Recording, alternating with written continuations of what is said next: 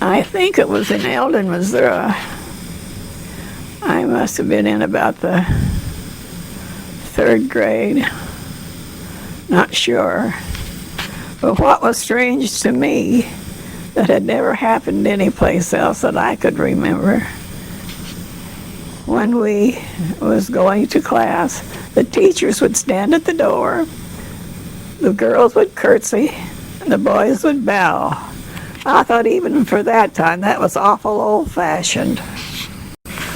I had two boy cousins out there on the farm, and they loved to make fun of this city girl, give her a bad time. And they was teaching me to ride a horse. Well, they had one old horse out there that I could ride and anybody could ride. It had raised a lot of kids. And we'd get on the horse and play follow the leader, and then they would take me through the timber and try to rake me off on a limb. And old Reaper, the horse, was smarter than they were. He'd get me around them.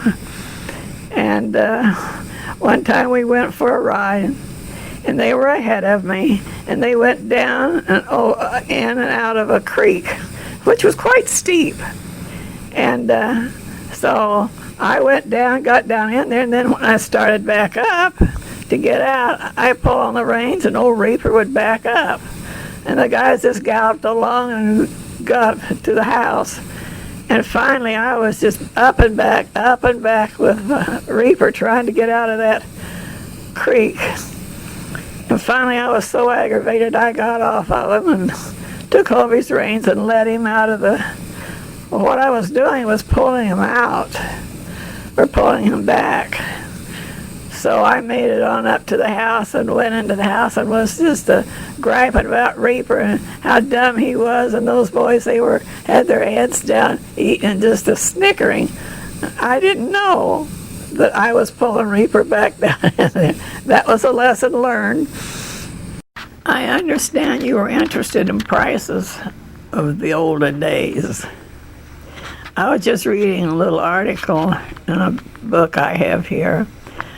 One of my dad's cousins bought a piece of property back in 1889-90 in Missouri there.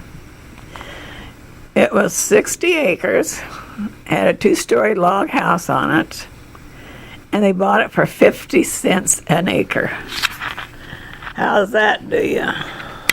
When we first left Pittsburgh and went to Springfield, we stayed in apartments for a short time. Then they rented a big house that stood up on a terrace on the main highway going through town. And they took the front room, the living room, and strung wire across the ceiling and hung drapes and separated the room into 4 sections. And they had a bed in each section. And they rented out tourist rooms. Out in front, they had a big sign for tourist rooms. And people traveling, salesmen and all traveling through town, would stop and stay for the night. And I think they charged 50 cents a night for that. We had a big sign out in front on the terrace saying tourist rooms. We moved to Muskogee and lived there for a while. And I think it was the Cherokee Indians. They would come and entertain us and show us their dances and things like that. The reason we moved so often was after Daddy worked in the meat packing plant at night and packed meat, they put him out on the road and building up territories.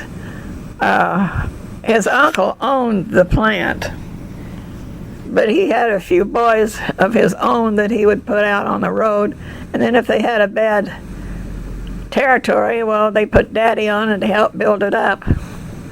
And he worked for him for quite a while, and that's why we moved from town to town, because Daddy didn't want to be out of town all week and be away from the family.